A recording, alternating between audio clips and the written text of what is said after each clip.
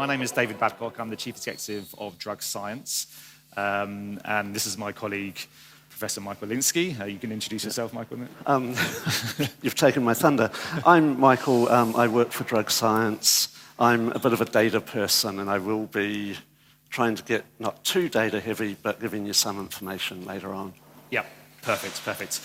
So we're just going to tell you a little bit about drug science, what we're doing, why we're doing it, and then we're going to go into a bit more detail specifically about Project 2021, which I think some of you here have already been over to us on the stand, so you might know a little bit about it. But we've got some really interesting data to show from the findings that we've got in the first patients that have come through the study. So that's going to happen towards the end. Michael's going to tell you about that. We're only going to speak for not too long, 20 minutes or so, and then we're very happy to do questions or anything you want to comment or discuss with us. We're very happy to do that. So I'm just going to start by telling you a little bit about Drug Science. Drug Science is a charity that was set up just over 10 years ago, and it was set up by Professor David Nutt. I think some of you here will know David Nutt. David was formerly the chief advisor to the government on drugs. And in his role, as you might expect, he just wanted to tell the truth about drugs. He wanted to give the government the scientific evidence that supported how drug policy should be formed. Unfortunately, the government did not agree with him at all. He just told the truth, and they didn't like it. They couldn't handle it, so they sacked him. He famously said that horse riding was more dangerous than taking ecstasy or MDMA. He was absolutely right. Statistically, it's more dangerous to ride a horse. The reason he said that wasn't being facetious. He was just trying to kind of stimulate a conversation, get people to understand why drug policy wasn't working, why the drug classification system didn't make sense, wasn't based on science. But sadly, the government didn't want to engage in that type of debate. Instead, they wanted to keep peddling the types of policy lines that they do at the moment, which is all drugs are bad and all drugs should be banned and nobody should take them, except, of course, for alcohol and tobacco and caffeine, which are all perfectly fine drugs to use. So anyway, they sacked David. As a result, he didn't just kind of sit back. He established Drug Science as an alternative body of expertise to challenge government and to challenge the failings of drug policy that we've kind of lived through for the last 50 years and more. His colleagues on the committee all resigned in protest, and they all got together to inform the Independent Scientific Committee on Drugs, which then later became Drug Science. So over 10 years, we've been working to kind of try to generate that evidence base and try to raise the awareness around why drugs do what they do, where they cause harm, more importantly, how they can be beneficial from a therapeutic point of view. So there's a lot of work that we're doing. Our aim is simple. It's to tell the truth about drugs, so not have all the rubbish that you hear, just information that's based on scientific evidence. We want to see a world where drug control is rational and evidence-based, where drug use is better informed, and people who use drugs are better understood, and then ultimately, really, where drugs are used to heal and not harm. That's what we want to see. That's led to a lot of the work that we're doing, which is going to go into a little bit more detail about. I'm not going to talk too long about it, but give you a real oversight on what we do. But before I do that, I'm going to now hand to Michael, who's going to talk about some of the early work that we did at Drug Science, some of the early kind of fascinating findings that we found, stuff that still gets used today for kind of describing how drug policy hasn't worked and needs to change. Michael? Right. Okay, thanks. I have to say I've never quite had it explained to me what Dave has against riding horses, but there we go. So a lot of drug science, I think, is about just trying to tell the truth about drugs and if you know the truth about drugs, then maybe you're in a better position to start formulating policy around drugs.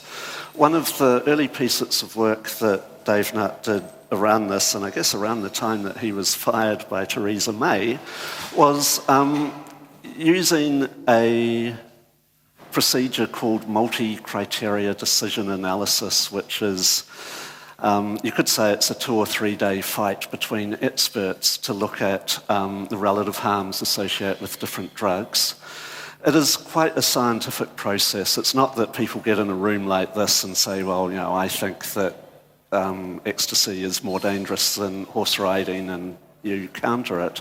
But it's a process of really trying to decide what dimensions of harm should be assessed when you consider harms caused by drugs. They can include harms to the user, and they can include harms to other people. Perhaps the best example of a drug causing harms to other people is actually alcohol, which is associated with vehicle accidents and so forth. The results of this are sort of summarised here, and I know it also works very well as a sort of eye test for those in the back row.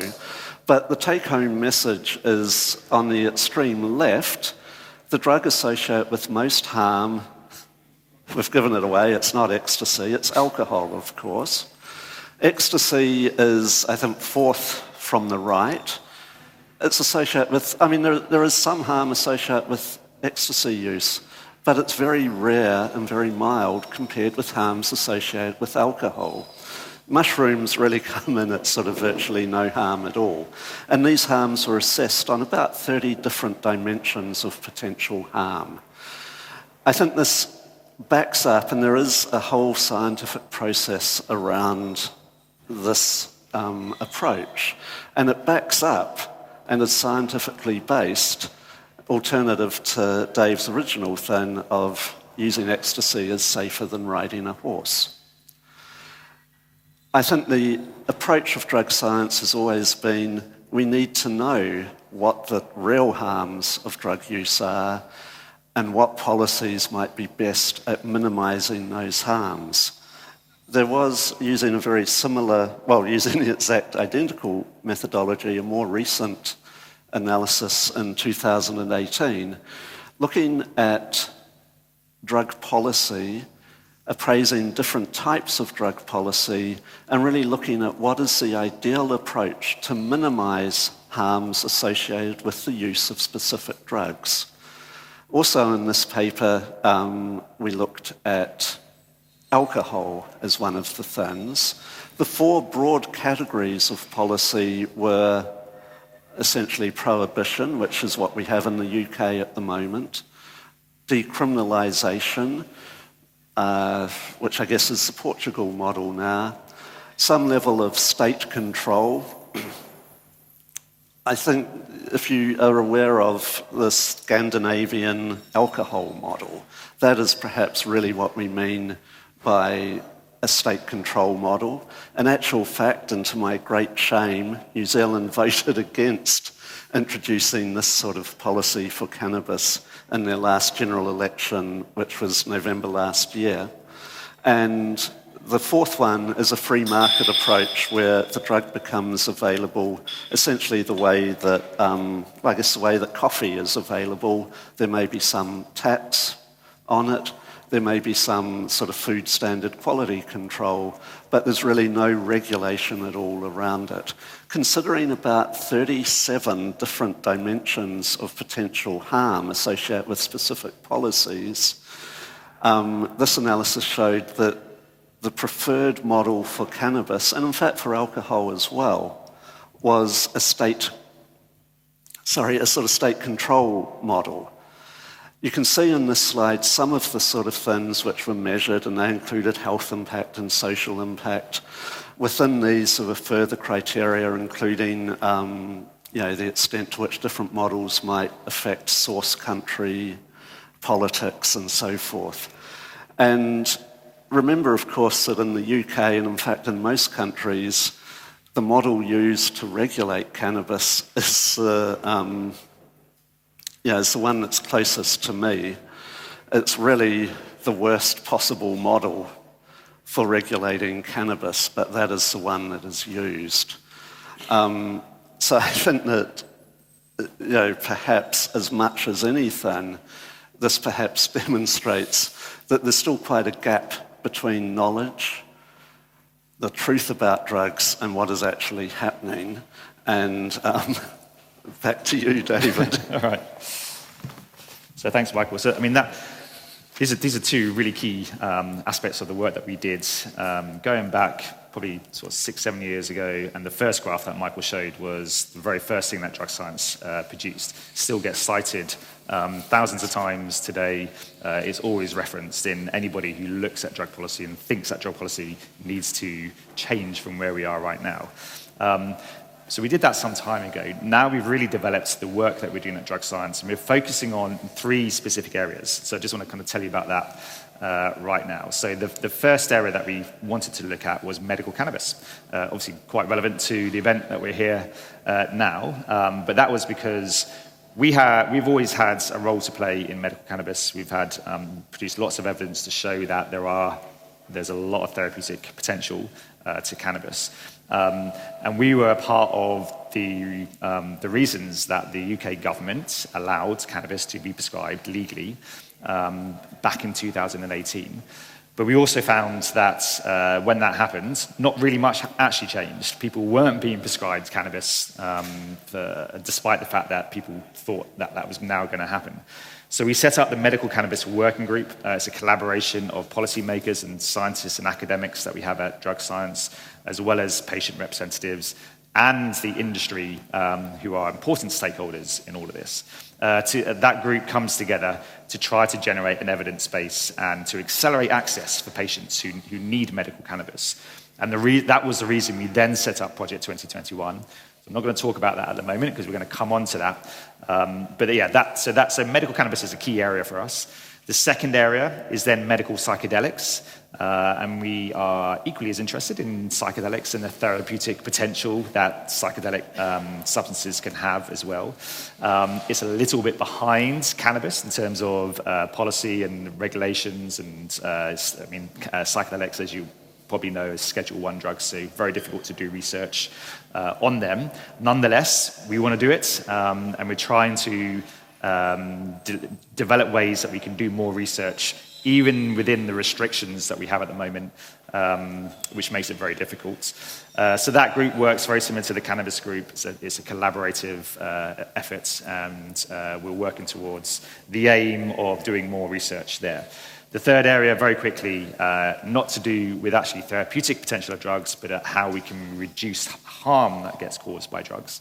And the harm is caused because of the current policy, because the policy effectively, as Michael was just describing, we're in this absolute prohibition. That's our drug policy. That causes more harm because all it does is effectively pushes drugs into the criminal market, and there's a whole raft of associated harms that comes with that. So how can we reduce harms? One of the things we can do, we believe in firmly, is the concept of supervised injection facilities, otherwise known as drug consumption rooms.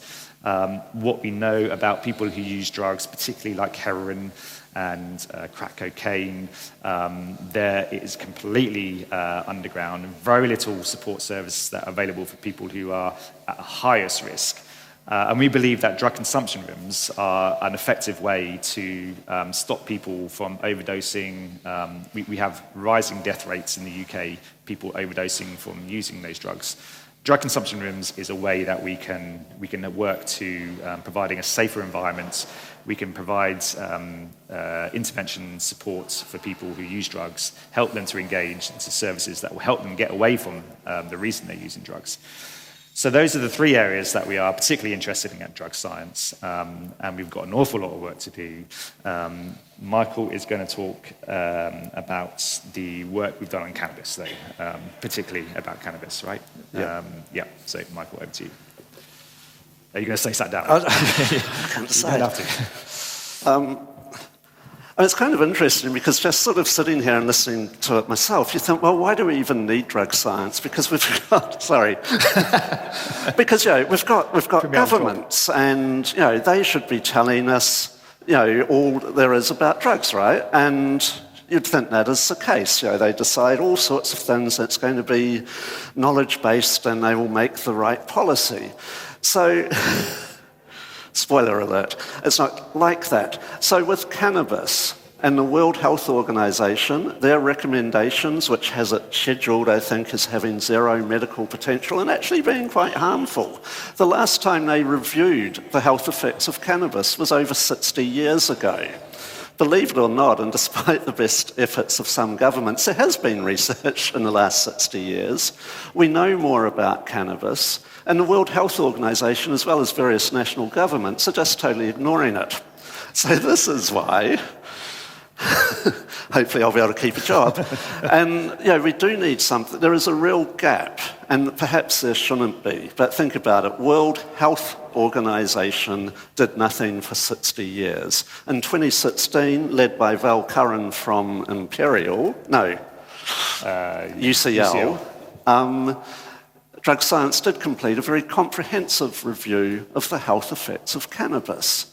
I think it was nearly 100 pages. I'm not going to try to summarize it. It was very comprehensive. It was very nuanced. I think that is what drug science wants to do. Why hadn't World Health Organization done it? Now we are going to move on to a little bit about medicinal cannabis. And obviously it is a popular topic. And again, it's one which it seems perhaps there isn't enough research. This is the results of a very recent paper from members of Drug Science who conducted an audit of children receiving medicinal cannabis to treat intractable epilepsy.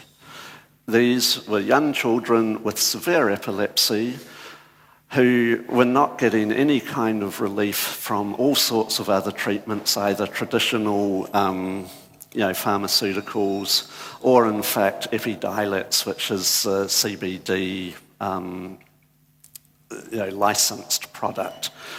So these people are using medicinal cannabis, which, it varies between patients, but it typically includes some levels of THC, which is not included in Epidiolex. And this shows the number, each of the sort of sets of bars are an individual child. And this shows the number of seizures per month before and after, with or without medicinal cannabis. This is on a log scale, which is a little bit hard to understand, but the first jump is between 0 and 10. The second jump is between, 0 and 100, and so forth. And so the reductions are actually substantial. If you look at the final set of columns, that's the average across the 10 individuals, and it actually reduces from something like 700 a month to something like 100 a month across this sample. The figures, it was actually an 85% reduction in the frequency of seizures. My colleagues have increased this, have added to the sample. They now have a further 10 people. Very, very similar results, approximately an 85 to 90% reduction in seizure frequency. They have estimated using Bayesian statistics, which we'll fold that in and move right on, but that for any similar child, they estimate based on this data that there is a 96% probability that if that child is given medicinal cannabis, they will experience a reduction in seizure frequency. This has had life-changing effects on many of the children who are actually in this. And I talk numbers, but we do need to remember there are children and families behind these numbers. And they report far fewer visits to hospital, incredibly improved quality of life. And their biggest problem is the government doesn't accept evidence like this, and so they have to pay for this medicine themselves. And and it's still quite high dose at CBD, and it can be, punishingly expensive for these families, up to, I think, several grand a month. I think the evidence is here that it works. If I had a child with that condition, I would try medical cannabis for their benefit. the government says there's no evidence.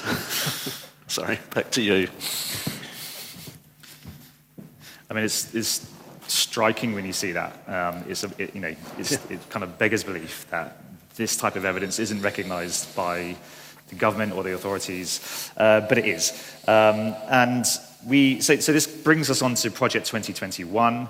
I think some of you have come and seen us over at the stall, as I said, so you probably know a little bit about it, but I just want to explain why we wanted to do Project 2021. Because we saw that not many people were being prescribed medical cannabis, and because we realised that doctors weren't willing to prescribe because they didn't have the evidence to kind of support the fact that they should be doing this, because we knew the authorities in the UK always say there is no evidence. There's no evidence to support that cannabis can be used therapeutically in all these different types of conditions. All this stuff that we hear people telling us and anecdotally kind of saying that how much it's changed their lives and how better they are as a result. People will say, well, there's no evidence. So we wanted to do something about that. We created Project 2021. Now, essentially, Project 2021 has two aims. The first aim is to increase the accessibility or to accelerate the accessibility of medical cannabis to patients in the UK. The second aim, as I said, is to generate that body of evidence that shows that cannabis is both effective and safe in people who use it for therapeutic reasons. So we set the project up. It's an observational study. Essentially, that means we don't have any role to play in terms of doctors prescribing to patients. We simply observe what happens. We observe how the patient responds to the treatment that they receive. And the way we do that is we ask them to give us their data, essentially about their health. So at the start of the project, they're sent a questionnaire. They have to fill out lots of questions about how they're feeling, what their condition is, what their levels of pain are, what their sleep is, all these sorts of things. So essentially, we baseline where they are at that moment in time. And then every 3 months, we ask them to fill out the same data sets, and then we can compare from one period to the next. So we do it 3 months, 6 months, 9 months, and so on.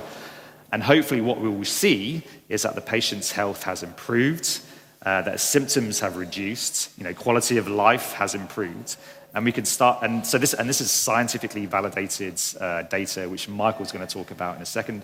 But it effectively proves that cannabis is both effective and safe as a result. The idea is that we want to generate enough evidence, enough of this, for it to be compelling, to be that you can't argue against it. And we'll present it to the government, to the regulatory bodies, to NICE, whoever needs to see this evidence to show that cannabis does work in a whole range of conditions, and ultimately that it should be prescribed on the NHS, free at the point of care, alongside all other treatments that are made available. And by the way, those treatments sometimes being less effective and more costly than what cannabis would be. So that's the aim of Project 2021. We've been going in terms of collecting data, I think for just about a year now. And we've got a good number of patients. We want to get more data, but we've really got a good number of patients, and we're already starting to now be able to report on that data and show the health benefits that it's had for a good number of individuals. And you're going to go into a little bit of detail about that. Yeah. I think this is when I do get to talk about data.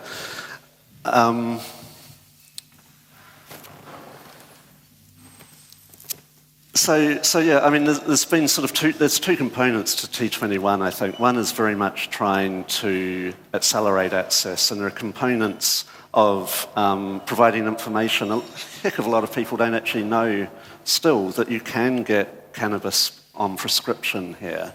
It's also the case that there's a lot of doctors who don't know that, and perhaps a lot of police as well, and so we are trying to contribute to an overall sort of thing. Part of, I guess, the drug science mission too, though, is, again, this, and it can sound boring at times, but data and science and whatever. And I think the goal of that is advocacy. what we're seeing, again, to sort of give the game away, is that cannabis is benefiting a lot of people. In the absence of something like T21, it could be out there benefiting people, and the government's going to say, oh, but you don't have any data, so we don't believe you. Cynically, I think they might say that anyway, but we do have this data collection effort to eventually get to the point where hopefully they won't be able to ignore us, because look at the data. And so I want to... Everyone was laughing before about people with the clicker pointing at the screen when you're supposed to point here, and of course I did it. But I want to talk a little bit about even just numbers of patients. So it's been exactly a year, as David said, since the study started. And you can see, I think quite pleasingly, there's been this quite good increase in the number of people each quarter joining T21 or having a follow-up appointment with their doctor. So by law, I think that people receiving medicinal cannabis need to have a clinical review every 3 months. And so we are able to sort of, I mean, some have it a lot more frequently depending on their condition, but we know that everyone will have a 3-month follow-up. So we're able to sort of plug in and get some data at that point. And you can see there's been this increase. Clearly the number of follow-ups is going to increase as you've got sort of more people eligible for those. And there's been a total of about 1,320 people who have received medicinal cannabis through clinics associated with T21. That number of follow-up appointments is wrong. It's substantially more than that, and sorry about that. About 2/3 of people in the study are male. Their average age is 38, but I'm not sure if that's a particularly useful number, because if you look at the range, they vary between about 18 and 84. And so really all ages are accessing medicinal cannabis. The products prescribed, there are something like 20 or 30 different products on the T21 formulary. We have no control over, and we shouldn't have any control over what doctors prescribe, but they have a range of different products. I've sort of used the relative CBD and THC balance in the products in oil and flower to give you a sense of what is being prescribed to these people. Not all the products are even from the T21 formulary, because prescribing doctors are a law unto themselves and can prescribe whatever they would like to.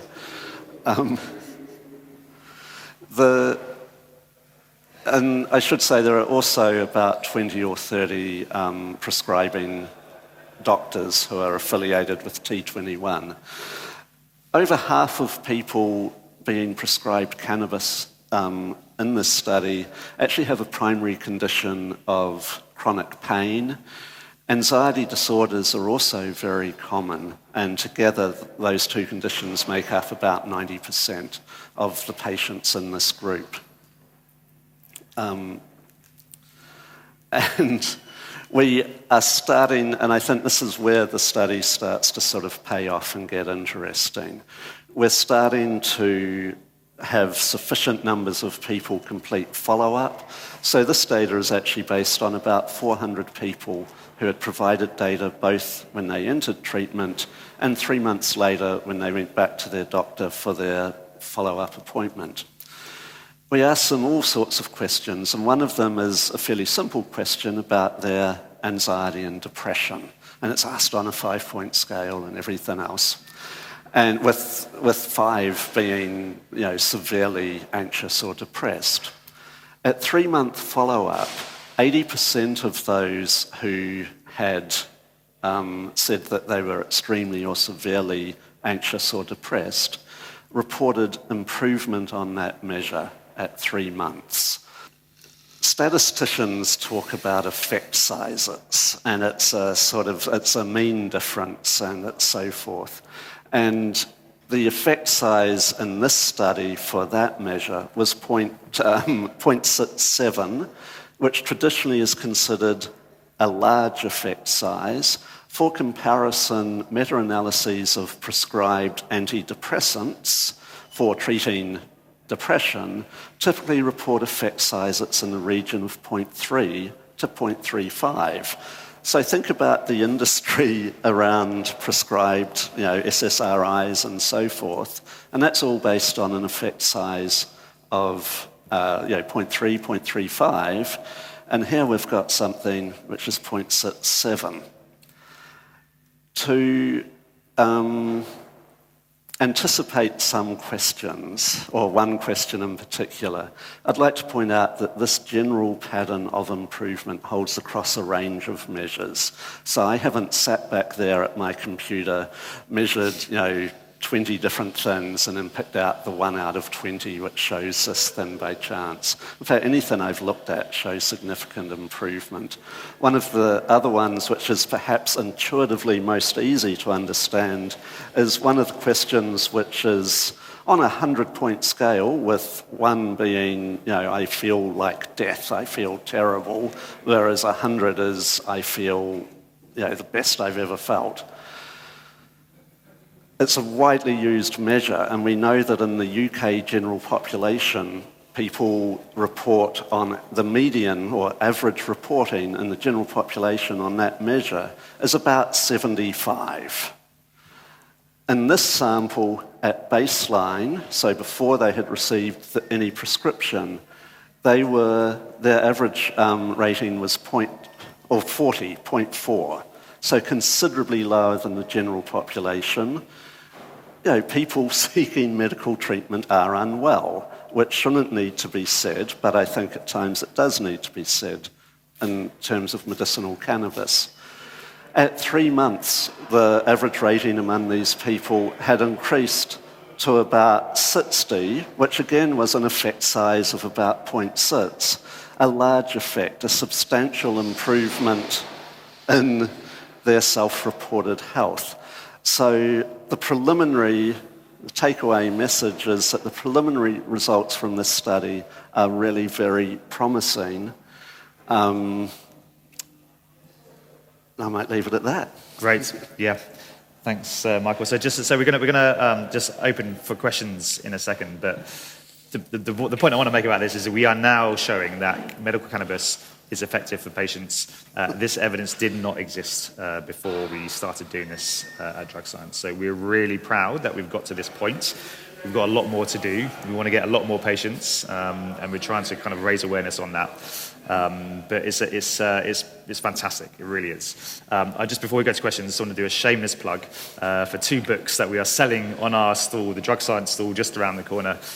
Both written by Professor David Nutt. The first, Drugs Without the Hot Air, really is the kind of the Bible of drugs. Everything you want to know about drugs without any of the nonsense that you hear from the government or from the media. Scientific, evidence-based information about the effects of drugs, all drugs, not just cannabis, including legal drugs as well. The effects they have on individuals and society as a whole. The second book on the right-hand side is Nut Uncut, and that is David Nutt's autobiography, which is a fascinating read. Talks about his early life, his early studies, how he became the chief advisor to the government, how they sacked him, what he's done since then, all the work he's done in the psychedelic space as well. Both fascinating books. Can't recommend them more. Available from our stall. I won't plug anymore. That's probably enough. Actually, I think you got the message there. So yeah, open to questions. Thank you so much, David and Michael. Absolutely fascinating. I'm sure we've got lots of questions, so I'll come and see you with the mic. Yeah, thanks for the talk so far, guys. Going back to the 2010 graph, which I've seen quite a number of times, what do you make of the fact that cannabis was like 4th in the list in risks? So far higher than LSD or ecstasy, etc. Do you want to answer that?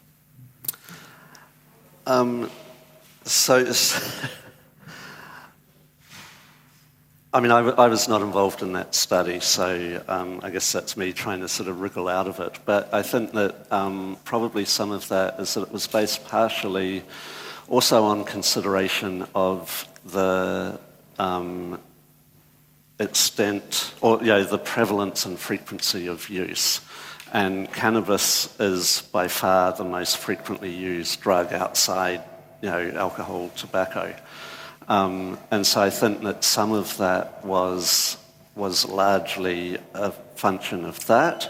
Some of it, I think, reflected the harms associated with the illegal status of it. And I know that the whole argument risks becoming circular. It's harmful because it's illegal and therefore it should be. But I think it was an evaluation of cannabis at that time and place, which included things associated with how people were accessing it. The only thing I was going to say, I mean, the key messages that people should be taking from the graph, I think, is how if you compare it to current drug policy, how upside down it is compared to what the government would lead us to believe. So alcohol was by far and away the most harmful drug to individuals in society grouped together. Yet psychedelic drugs like mushrooms and LSD and those types of drugs are all right down the other end of the scale, saying there's no harm. Alcohol is legal in the UK. We have a very well-established regulated market, whereas psychedelic drugs are deemed to be Class A, Schedule 1, which means that, according to the government, they are very, very dangerous and they have no medical value. Completely untrue, completely wrong. Couldn't have got it more wrong in that respect. So that graph just shows how drug policy is not based on evidence at all, and needs to be revised as soon as possible, I think. I was going to say, I think in the original paper it makes reference to the fact that cannabis is in this country still usually consumed with tobacco, and that some of the risk came from there, especially at the point when that study was published, which is, I think in 2010. So, 2010. Things have progressed quite a bit since then, and that there are other ways of consuming it, but at that point in time there weren't so much. Any other questions?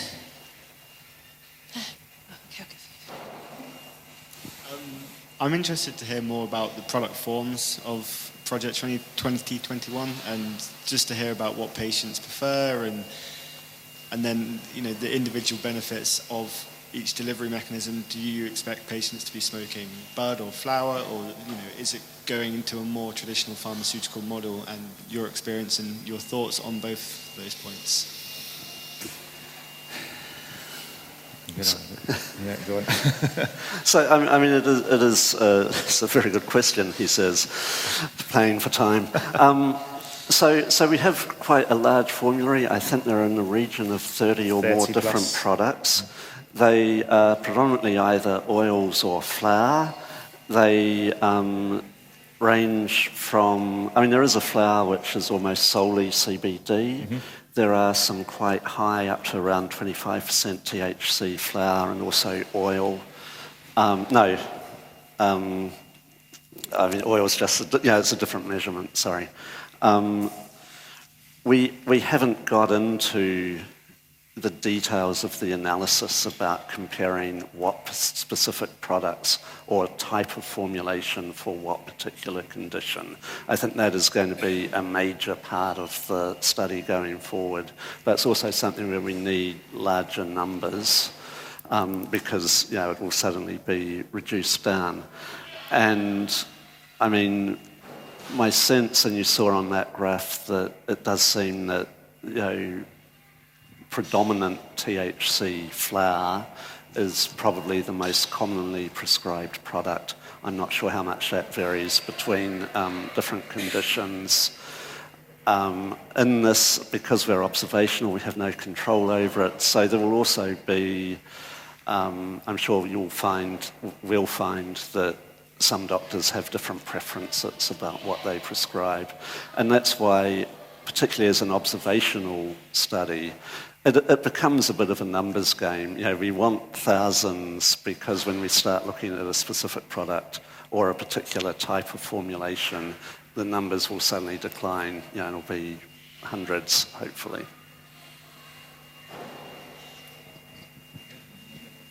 Guys, absolutely fantastic job, David. We've been speaking for a long time. T21 is incredible. Both myself and Carly are medical cannabis patients on that scheme.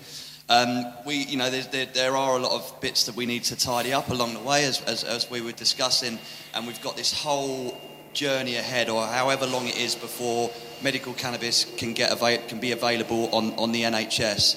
So, as an industry, we've seen it happen in America with compassionate cannabis and how it actually turned into a legal market, and the people who actually really needed it got forgotten. Exactly where we are right now. People who can afford it can gain access. People who can't get it, like Phil Monk was saying before, still has grief from the police.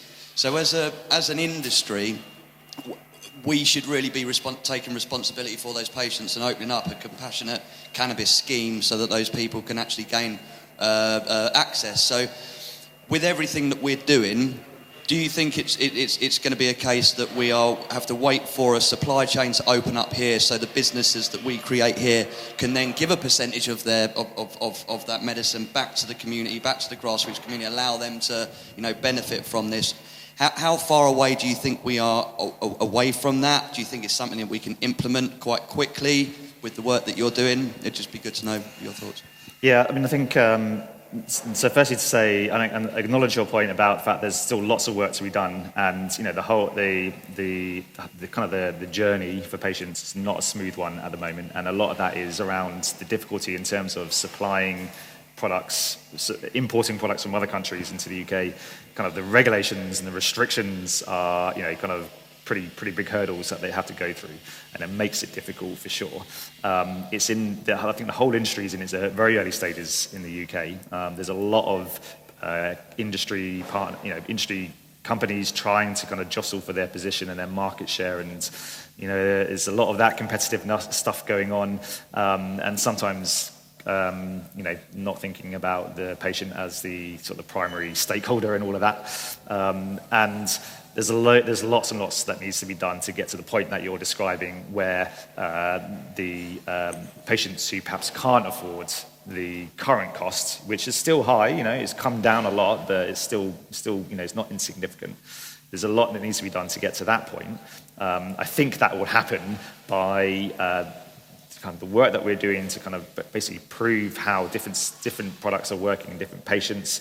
The marketplace will level out a bit, and companies won't be kind of so much thinking about how can they make the biggest profit, or where is their profit rather, against where there isn't profit, and only focusing on that part. I think it will get there within the next few years, but it's probably going to take a little while to kind of get to that point, I would say. But that's what we're trying to do. We'll get there. Yeah, definitely. We might have time for one more quick question. Anyone else? Are we finishing it here? Oh, okay.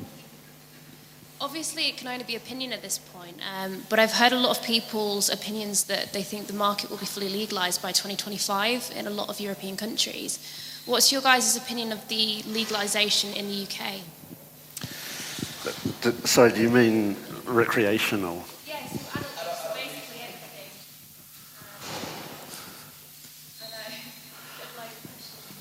I think it's a great question. I think it's a great question, and I'm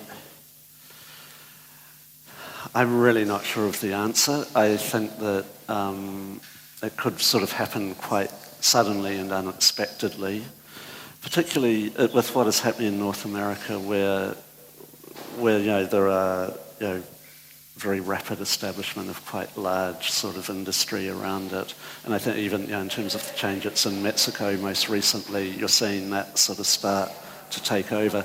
Also because really one of the main drivers internationally about keeping it illegal, of course, was America. And they've sort of lost in international forum. They really can't make that argument. So I really wouldn't know, but at some level, I mean, maybe 2025 it will happen. I hope myself I hope it will happen, but I hope also that there will be continued, consideration of medicinal use. I think that, for starters, people who are using it medicinally should be getting it free on the NHS and saying you can buy it in a legal store. I think isn't quite where we want to get to. It might be an improvement, but I think it should be medicinal should be on the NHS. And also there should be, I want doctors to know about it and to be in a position where if a cannabis-naive person comes in with chronic pain, that cannabis will be part of the armament or whatever that doctors will consider according to individual circumstances, that this is a treatment. So I think there needs to be that continued parallel development of medicinal. Hopefully recreational will happen, but in such a way that it won't detract from the development of a medical model.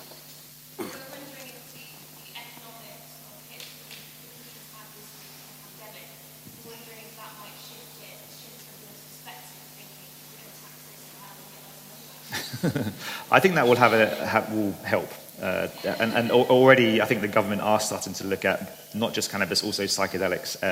Is this a way that we can, generate income for the country? Quite rightly, it's, understandable that they should do that. So they have, and in fact, they've approached us to ask us, which is encouraging that they might come to us. But they have approached us to ask us a bit of information about it.